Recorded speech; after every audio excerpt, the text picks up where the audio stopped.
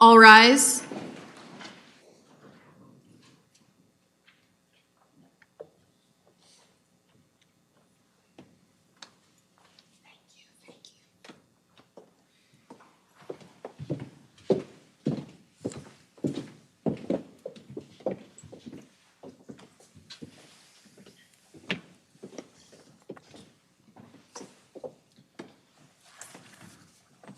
Please be seated.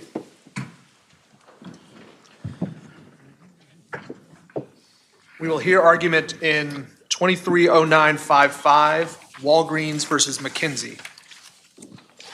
May it please the court, Mr. Griffith will present argument for the petitioner. Petitioner has reserved 5 minutes for rebuttal.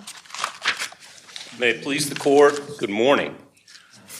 Justices, O'Connor's Texas Civil Practice and Remedies Code Manual 2024-2025 states on page 137 that the Court of Appeals opinion in this case stands for the proposition that acts of hiring, training, and supervision are conduct, not communications.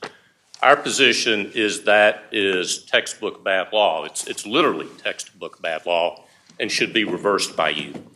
We ask you today to reaffirm what you taught us 30 years ago in the Byrd versus WCW case and back in 2012 in the Wannsee case, which is that to prevail on a claim for negligent hiring, training, or supervision, the plaintiff must establish not only that the employer was negligent in hiring, but also that the employee committed an actionable tort against the plaintiff. As Justice Wilson said in his dissent, that's because what he called the three theories, I'm going to use that today to be brief, the three theories are derivative torts. They derive from an underlying allegedly tortious act of the employee and are dependent on such a finding in order to prevail on that cause of action.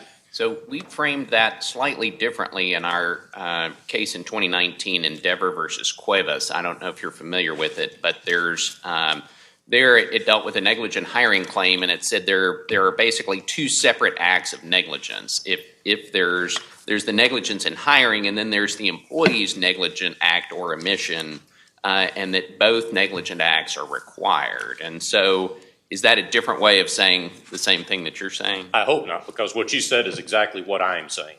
It's the legal action that you're looking at.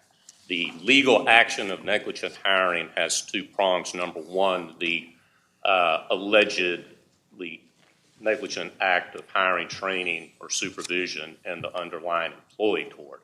And I understand this case is being discussed today with the backdrop of Warner Enterprises. I tend to kind of agree with Justice Bland what you said in the Warner arguments, which is that, essentially the act of negligent hiring, it's really just conduct or facts that inform what ultimately happened with the employee. So you have said that derivative torts, specifically conspiracy, are liability spreading theories that depend on liability for an underlying tort and survive or fail alongside that tort. That's the Agar case, 580 Southwest 3rd, 136.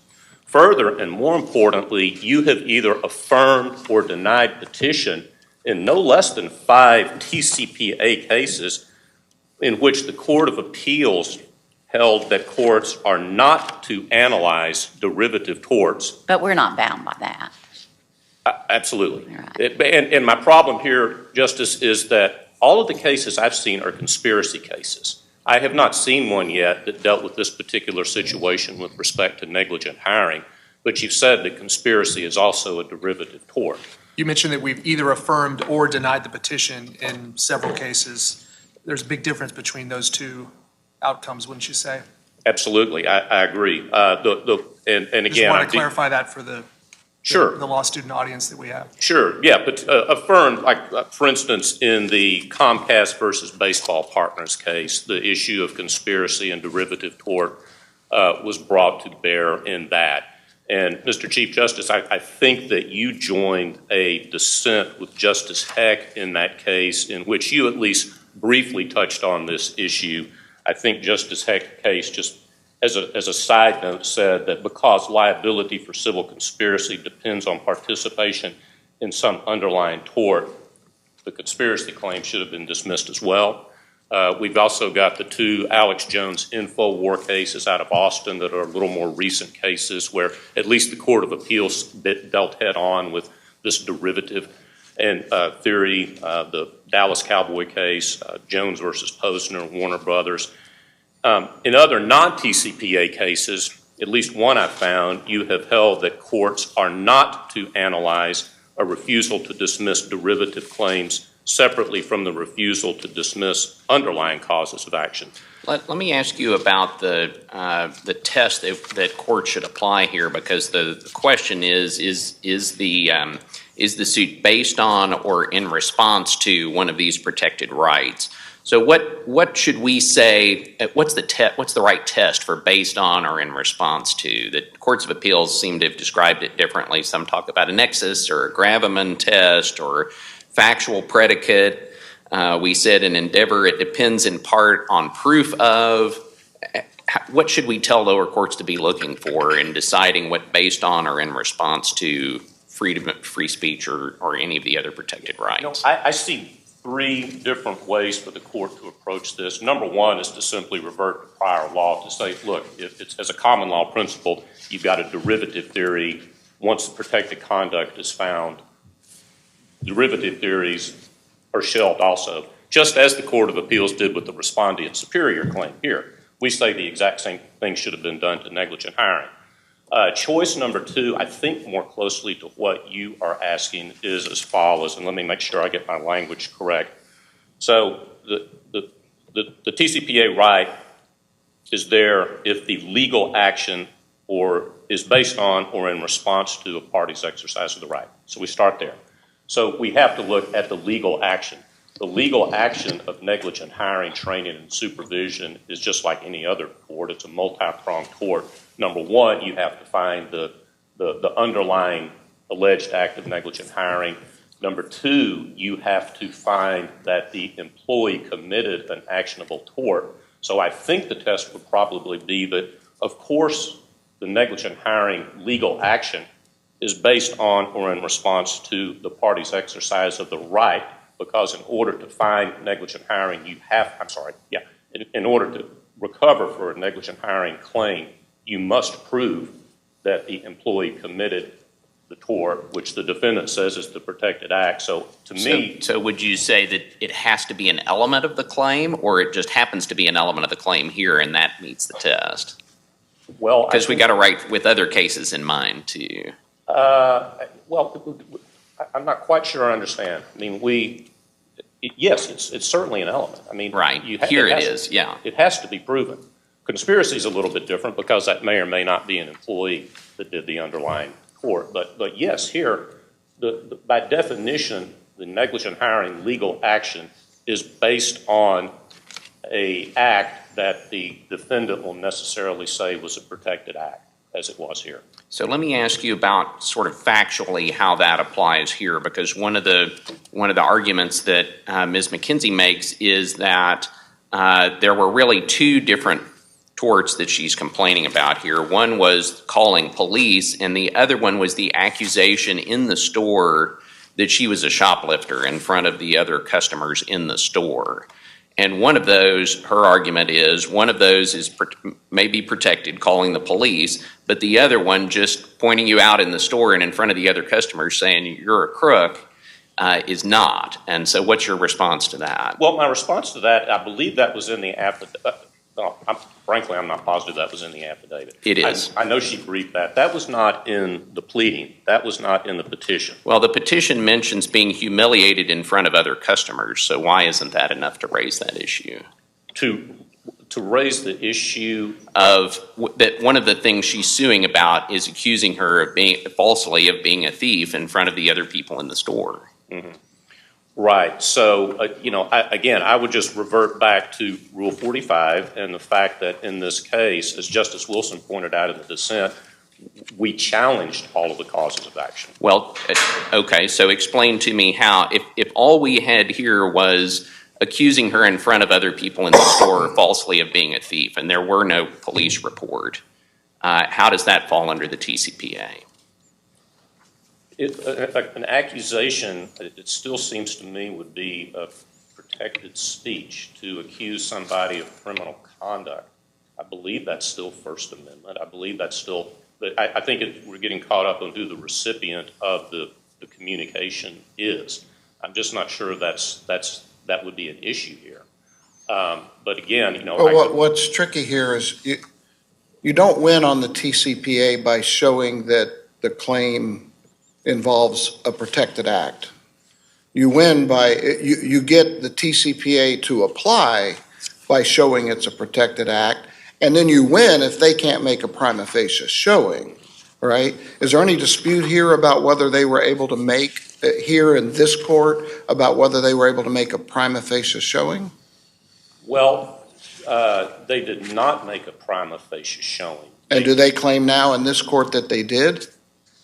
I mean, or did they claim that in the Court of Appeal? Because what the Court of Appeals said is negligence and intentional infliction should have been dismissed because TCPA applies, i.e. it involves speech, and they failed to make and Ms. McKenzie failed to make a prima facie showing, right? Right. And now in this court, nobody's arguing that they did make a prima facie showing, right? We're only now looking at the negligent hiring question. I understand. That's correct. I don't think that became an issue. In other words, the Court of Appeals did part one and said protective conduct, these causes of action over here, respondeat superior goes over here. They should have said that with respect to negligent hiring. But at that point, yes, the burden would have been on her to come forward with clear and specific evidence showing a prima facie showing of those torts she alleged in her petition, which were negligent, intentional infliction. Right, but the trial court denied the dismissal as to all claims. As to all. For the Court of Appeals to have then reversed and said, no, these two claims, intentional infliction and negligence, should be dismissed, the Court of Appeals had to have concluded not only that the TCPA applies, but also that she failed to make a prima facie showing as to those claims. Correct. Right? Correct. And the Court of Appeals did that. They did that, but they did more. They did this act of what we say was engrafting unpleaded causes of action into the petition, and also I think attempted to buttress their ruling on that. And I've got strong feelings about that, which we put into the brief. But yes, the Court of Appeals definitely did step one, step two analysis, and the way they did it was strange because they said, all right, there was no prima facie showing as to an intentional infliction and negligence, but not as to negligent hiring. Right, and then that gets to the issue you've brought to us, which is if there's no prima facie showing of negligence on the part of the employee, then as a matter of law, there can be no liability for negligent hiring on the part of the employer. Right, that's Forefront and Endeavor. Correct, right? And exactly what the Court of Appeals did with respondeat superior. I think, respectfully, where they walked into error was after finding the employee conduct protected, still going ahead and doing an independent analysis of the negligent hiring claim, which under the test, we think is the test, that independent analysis should have never been done because in doing the independent analysis, they got into this thing about, well, was it conduct? Is it communications? Did it happen before the employee tort? And to do that, they created a precedent that in our mind, I don't think it's exaggeration, eviscerates the TCPA for employer defendants who are being sued for acts of negligent hiring. Could I come back to Justice Busby's question here? I want to make sure that I understand the facts as we have them before our court today, and then get your view on what the legal significance is. So your friend in opposition on page 11 of the brief says that it was only, the police were only called after the Walgreens employee had, I guess, raised a hue and cry, had accused Miss McKenzie of being a thief, and then after committing the tort, the Walgreens employee then called the police. Do I have those facts correctly on the facts as we have them before us? And then what is the legal significance to Justice Busby's point of the petitioning your government calling law enforcement to the store happened only after the employee is alleged to have humiliated Miss McKenzie in front of a bunch of members of her community in a Walgreens? So I believe we're reading more into that was made. Those points were made at the Court of Appeals level and in the briefing level. They simply weren't pleaded. And yes, so what I think is happening here is that, you know, the court is definitely supposed to conduct a holistic review of the pleadings and affidavits to see if the TCPA applies, but I think what happened here was that they essentially looked at the petition and the affidavit and grafted things onto the petition that weren't pleaded by her and then used that. So If we disagree with you about that and think that the petition mentions being humiliated in front of other customers, what then? But it's not specific as to whether she was, okay, so the petition is not clear as to whether she was humiliated by other customers because of this alleged detention, questioning with the police, or prior conduct. I agree. Did you file special exceptions? We did not file special exceptions because the causes of action were clearly stated in the petition: intentional infliction, negligence. So we relied on Rule 45 and Rule 47, and we relied upon your opinions in Montelongo to say, look, the pleadings in the TCPA context are the best judge of what the allegations are. I see I'm over my time. Any further questions? I just have one.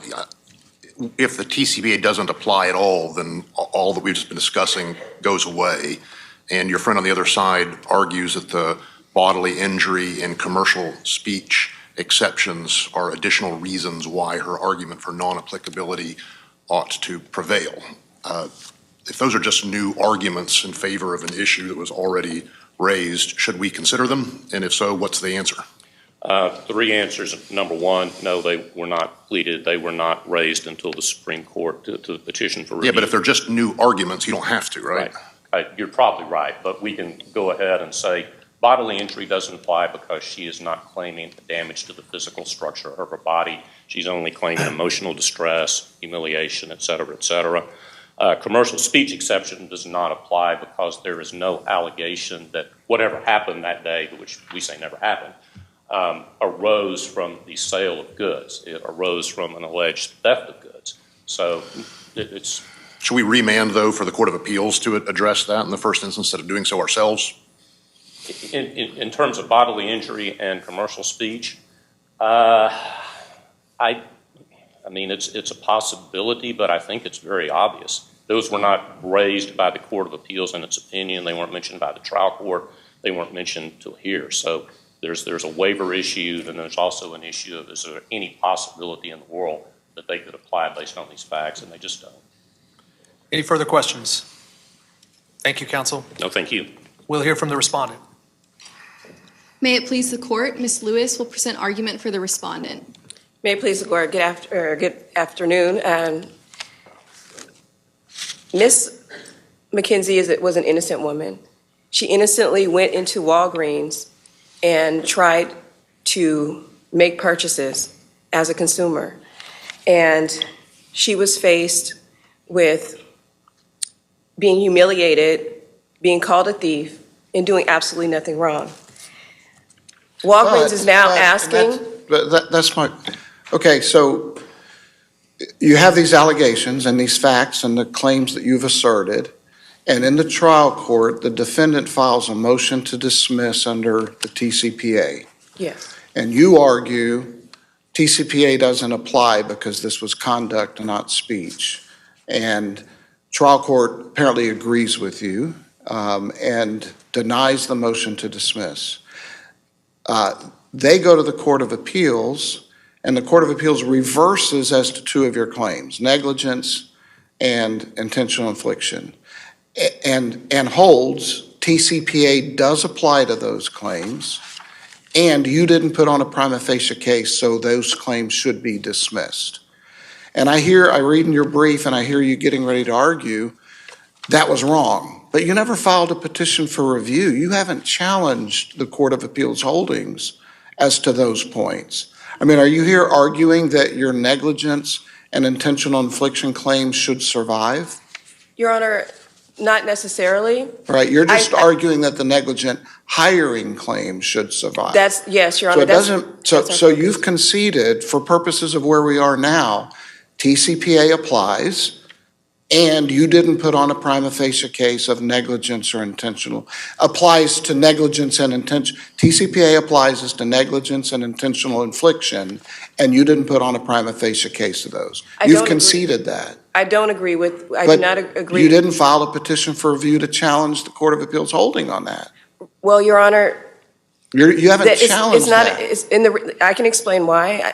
It's not a primary issue for this case, given the remaining claims. Sure, so instead what you're saying is, look, even assuming TCPA applies to those two claims, and we didn't put on a prima facie case and they have to be dismissed, TCPA does not apply to negligent hiring, because that's conduct, not speech, and there's no basis to dismiss that under the TCPA, which is what the Court of Appeals held. You agree with the Court of Appeals, which is why you didn't petition for review on that point. Yes, Your Honor. Okay. That does.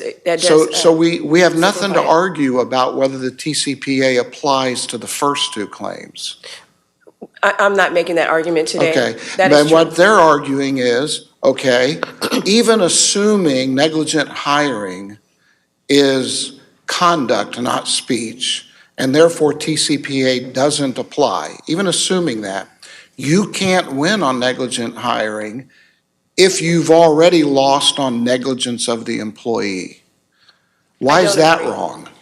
Well, Your Honor, actually, I think the cases make it clear that you have to have an actionable underlying tort in order for the negligent hiring. And you don't have one because it's been dismissed and you haven't sought review. I believe that is inaccurate, that we do have an underlying tort. And as I stated in the brief, that your underlying torts, and also as the 14th Court of Appeal also found, the underlying tort here it can be many things. And it was pled in the complaint as it relates to the facts. And as this court is fully aware, that you don't have to have labels as to the claims that you're alleging. So this is, just to be sure I understand, this is your argument that there are facts that would support defamation and false imprisonment, and that those are the underlying torts for purposes of the negligent hiring, training, or supervision claim? Yes, among other torts. For example, the Deceptive Trade Practices Act would apply based on the facts here, and also a claim But did under you 42. Did you plead any of those underlying torts, defamation, false imprisonment? Based on the facts of the complaint, absolutely. And based on the claims, the facts in the case, they support a 42 U.S.C. 1981 discrimination claim as well. These are facts that are clear on the complaint, as well as in response to the motion to dismiss, which was the declaration by Mrs. McKenzie.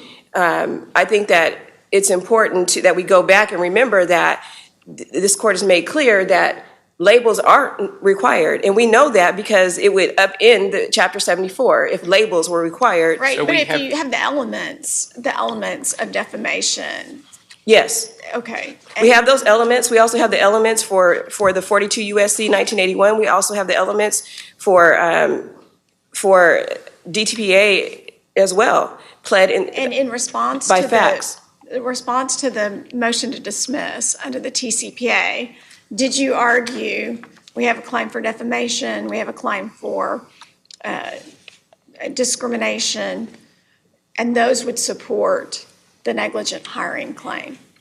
I don't know if I specifically stated those particular claims, but I did not concede, and we do continue to allege that these are the underlying torts required. Right, but the TCPA requires not just a pleading, but clear and specific evidence to support a particular claim. And we have that. Okay. Yes, we have that And through the you declaration. did argue, right, and I mean, the motion practice is a little strange in the trial court here, but because the motion to dismiss under the TCPA doesn't specifically mention negligent hiring, training, or supervision. It just says all claims.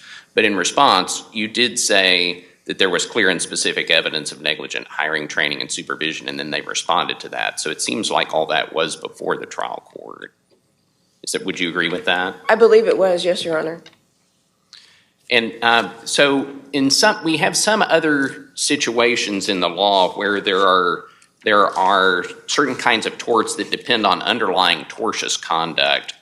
For example, like tortious interference with prospective contractual relations is one. What have we said, if anything, that would help us in those other areas about whether you have to plead the underlying tortious conduct as a separate tort, or whether you just have to plead the facts that would show there is underlying tortious conduct in order for your pleading of the overarching tort that requires the underlying tortious conduct to be sufficient? Well, Your Honor, based on the requirements of negligent hiring and training and supervision, it says that you just need to show that there's an underlying tort. So I think just pleading the facts to support any underlying tort should be sufficient, especially given where we are now with the case law that's available and that was available at the time. Due process will require that that be the limits on whether the actionable tort is just supported by the facts and not going so far as to show the actual torts themselves. As long as there are underlying torts, I think that is the actual element that we have to meet for negligent hiring, training, and supervision. So it would be your position that if you have a client that was injured in a truck accident, you could sue the trucking company for negligent hiring, training, and supervision and never have to plead that the truck driver was negligent? Well, I think that's a little bit tricky because I think you would have to plead facts to support an underlying tort, whether it be the driver's negligence. So if you plead that the trucker was going too fast and texting on his phone and therefore caused the accident, that's enough? You don't have to allege a negligence claim? No, I don't think you do. And if I can give you an example, for example, the underlying driver, maybe they play games, and it's okay with the company for them to play games, and that could be considered an intentional act as opposed to a negligent act. And so that would still meet the element of a tort, an actionable tort, versus even though you're not asserting a negligence claim against the driver directly, you're just pleading that he was negligent, and is that? Yes, okay. Exactly, or whatever other actionable tort that would suffice. I think that we can't, because the employer is already going to be liable in respondeat superior for the torts of the employee.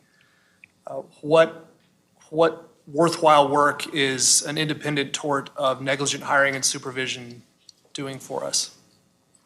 Well, I believe that it's an independent tort versus the respondent superior, which would rely specifically on the tort fee, the employee's action more specifically.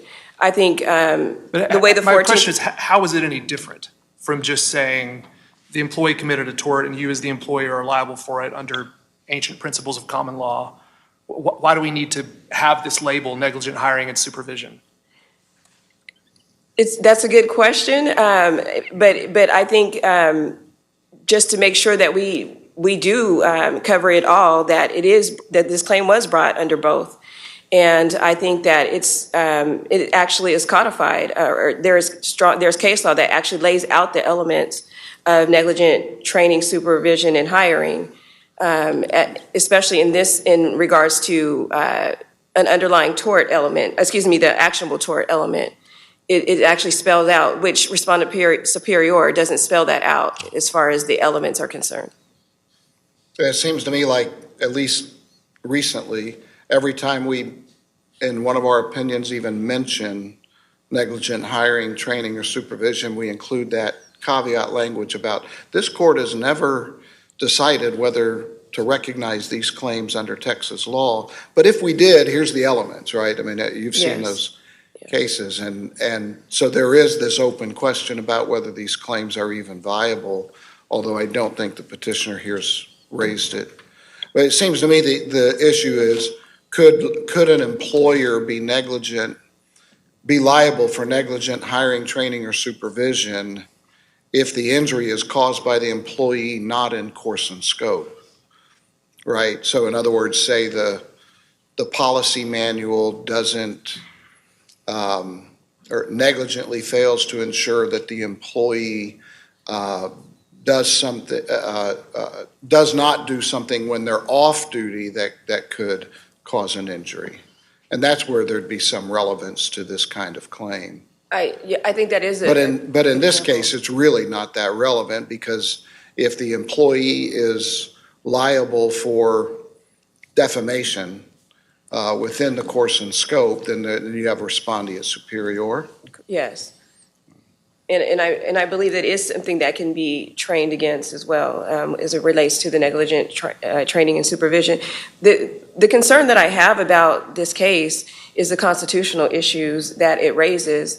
The constitutional issues that bother me about this is that Walgreens is asking for constitutional rights, piggybacking off of an unidentified employee that they are not even agreeing exists, and applying the TCPA as a result, making Mrs. McKenzie's constitutional rights inferior to Walgreens at the end of all this.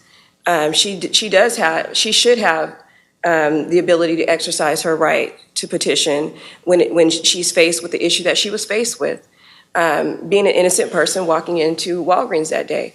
In addition to the Seventh Amendment constitutional provisions that are available to her to have a right to have a jury to decide the facts on these issues.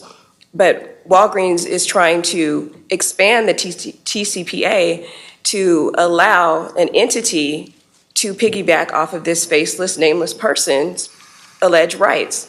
And I think that's a huge issue that Is their argument more that they can't identify that this took place in their store? They deny that it did. And instead of sort of these constitutional concerns, they just say, it's their position that, this did not happen in the way that it was later reported to the police. Yes, Your Honor, and that's the troubling part, that you don't want to admit, as an entity, that these actions ever even occurred. Yet, at the same time, piggyback off of this mysterious, in their eyes, a mysterious employee's First Amendment right, and make it superior to Ms. McKenzie's rights. Right, but your client came back and said it did happen, and here's how it happened. So Right. she brought forward evidence to contest that it didn't happen. Exactly. So in furtherance of her right to seek this claim. Yes. So I don't know where we are now, because it didn't look like the Court of Appeals or anyone's arguing that the case should be dismissed because it didn't happen. Right. Because there is evidence that it happened from your client. Yes, and again, that is the troubling part, that they've not disputed that. They just said, we don't know anything about it, we don't know who this employee is, but they've put forth no evidence that it never happened. On the initial motion to dismiss, there was nothing to dispute that has occurred. And so here we have a truly injured party who says, basically we're at a point where it says, yes, we know this happened. This was, the police were called. We don't have any disputing evidence to that. They found, according to her facts, they found that she was not the person that was accused, and that she was apologized to by the police officer. Why didn't you file a cross petition for review challenging the Court of Appeals conclusion that your client didn't put on any prima facie evidence to survive? For the negligence claims. Yeah, but why didn't you negligence and intentional infliction. Why did you just accept that? Well, Your Honor, again, I go back to, I believe that we have strong claims remaining. If we look at the underlying claims, and we talk about the defamation claim that the 14th Court of Appeals identified in the facts, those, I think that my friend on the other side stated that those claims should not be, are not actionable.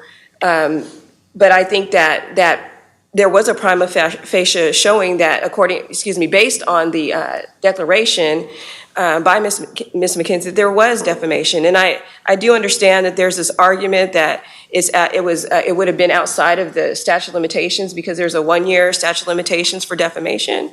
But there's also, this was something that was not argued in the lower court at all, the trial court at all. But beyond that, that is an affirmative defense that was not raised either. And if it were raised, that is something that would have to be addressed at the trial court level, not at this level. So I just want to address that aspect of the briefing as it relates to the defamation claim, which is still would be considered a viable, actionable tort, which we have put on prima facie evidence that would overcome the Texas Citizens Participation Act. Counselor, the same question that I had for your friend in opposition, I'd like to make sure that Ms. McKenzie is heard here.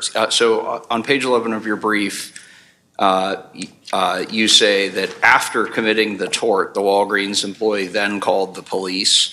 Can you tell me what is in the live petition in this case about the order in which these things are alleged to have happened at Walgreens? Did the Walgreens employee humiliate Ms. McKenzie in front of members of her community before the police were called or after? And can you tell me what the live pleading says about that? The live pleading does not set it out as a timeline. In a timeline fashion, it does state that fact. And in response, in showing the prima facie evidence, it was detailed in the declaration itself and set forth that it did occur before the calling of the police. And could you just tell me what is alleged there or what's in that declaration? Yes. Give me just one moment. Just because this representation is in your brief, and so. Yes. I apologize. Should have that ready. That would be on page 1 of the declaration. And it's only a 2-page, but I believe it starts on the 3rd paragraph. I'm sorry, the 2nd paragraph. And it states that the Walgreens employee had made statements that I had been stealing from the store earlier in that day and on a prior occasion when she had never stolen anything. And after initial shock of the outrageous accusations being made against me, I immediately began to suffer humiliation, anxiety, and shame. Other patrons of Walgreens began to stare in judgment at me and make me feel uncomfortable and unwelcome. The Walgreens employee made this statement, which was hurtful and defamatory. And then it goes on. It says in the 4th paragraph, I was advised that after the Walgreens employee made the statements, Walgreens personnel began to investigate. And then 3 paragraphs later, it says, I was further subjected to humiliation after being approached and questioned by the police. Yes, so the further outlines, thank you. Thank you. Just so are you saying that establishes the timeline that the statements were made before the police were called? Yes, it clearly states, establishes that timeline. Not the best that I would have loved to, but it does show that it was an after event from the initial accusations. Thank you. Any further questions? Thank you, Ms. Lewis. Yes, and I would just ask that this court hold that the Ms. McKenzie's rights were violated, and she is entitled to her own constitutional rights as well, and that the trial court and the appellate court, the 14th Court of Appeals case should be affirmed. Thank you. Thank you, Ms. Lewis. Mr. Griffiths, I believe you have 5 minutes. Thank you. Four quick things, piggybacking, pleadings, and then I'd like to circle back to Justice Busby's question because I feel your dissatisfaction with my answer. Piggybacking, yes, we're piggybacking because respondent superior allegations were made. It's not the mysterious employee that's being sued, it's Walgreens, the employee, that's being sued. So yes, the corporation can only speak through its employees.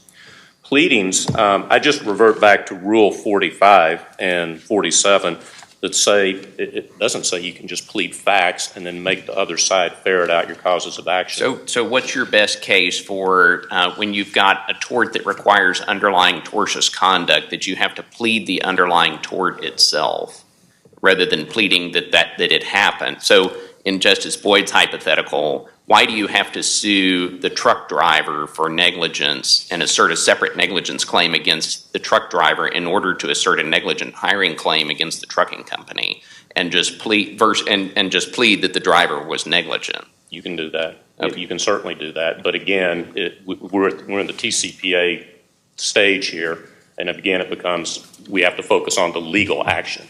The legal action is negligent hiring, training, supervision. What has to be proven with that legal action is an underlying employee tort.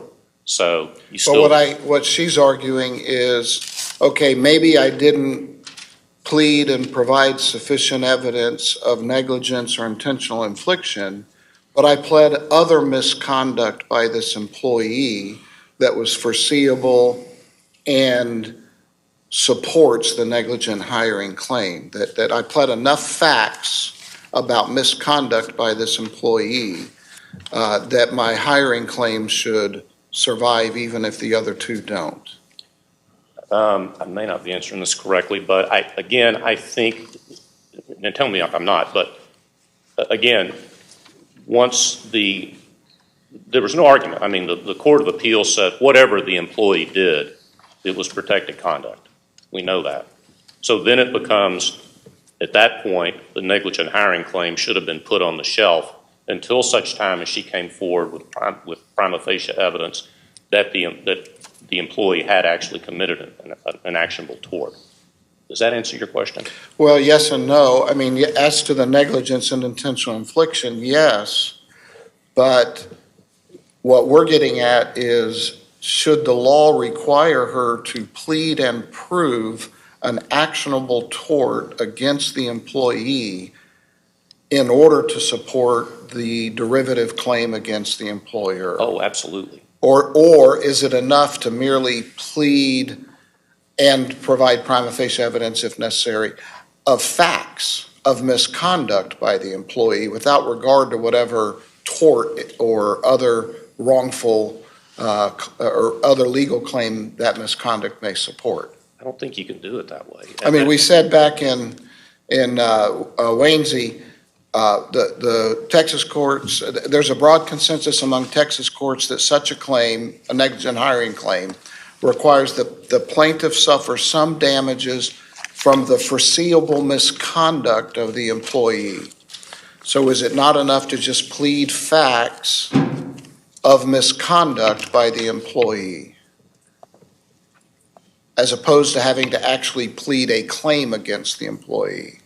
Well, in the pleading context, yes. I mean, your court has said that the pleadings are, I forget the exact word, the best and all sufficient evidence or framework for the particular claim. So I think you have to do that. Otherwise, Rule 45 and Rule 47 get turned on their ear because now we can just plead facts and not plead causes of action. Right. It'd be hard to have an argument about whether the elements of the cause of action have been made, that there's been a prima facie showing as to the elements of the cause of action when you don't know which cause of action you're shooting at. Well, but the cause of action is negligent hiring. So could she have sued only Walgreens here and sued you only for negligent hiring and pled misconduct by the employee that was foreseeable and the result of the negligent hiring and supervision and proximately caused damages without ever asserting that the employee was negligent or defamed her or any particular legal cause of action against the employee? No. All she had to plead was negligent hiring and training. No, you would have to plead and eventually prove an underlying tort. Otherwise, then it just becomes a cause of action for negligent hiring without there being an underlying tort. But if the facts that are pleaded are false imprisonment or defamation, assuming they're true, then haven't you done that? Even though you haven't labeled it as a separate defamation claim against the employee, if you plead facts that, if they're true, are defamation or false imprisonment, isn't that enough? I don't think so. But then over and above that, if we do decide to engraft these additional causes of action based on factual allegations made in the declaration, okay, I don't think that's right, but if you choose to do that, isn't it also okay to say that an anti-SLAPP motion that specifically says we are attacking each and every cause of action alleged by her based on protected conduct? I mean, in fairness, shouldn't that be sufficient? I can't tell whether this is hypothetical or not. Your friend in opposition has suggested that there was a violation of 42 U.S.C. 1981. We can imagine reasons why she might not have wanted to plead that claim. It would have been a federal question claim, then we might have ended up in federal court, and then we wouldn't have this excuse to be here at Baylor Law talking with you today. But suppose that the allegations in the complaint are an employee of Walgreens called the police and said, I do not wish to engage in a contractual relationship with Miss McKenzie because she is an African American, so a textbook violation of 42 U.S.C. 1981. Doesn't plead that claim, but says the fact that Walgreens has hired, trained, and supervised somebody that engages in that reprehensible conduct, that's what was negligent here. Are you saying that if that were the only allegation here, that she would have to plead a 42 U.S.C. 1981 claim that would allow your client to remove to federal court? Or can she just come into state court and say, this is a negligent hiring, training, and supervision claim? I think I finally get it, what you're asking. No, it's established law, back to Byrd, back to Wannsee, to prove negligent hiring, you must plead and prove underlying actionable employee conduct. So, yes, there would have to be a pleading. But there's a difference between conduct and a claim. So if she did not wish to seek the remedies that would be available to her under federal law, but could plead and prove that purely hypothetical thing that a Walgreens employee said, if she did that, is it your position that Texas law would or would not allow for a negligent hiring claim? It would not allow for a negligent hiring claim. I'm way over. Any further questions? Thank you all. Thank you, counsel. The case is submitted. The court will be back in a few minutes to visit with you, but for now, the marshal will adjourn the court. All rise. Oyez, oyez, oyez. The Honorable, the Supreme Court of Texas now stands adjourned.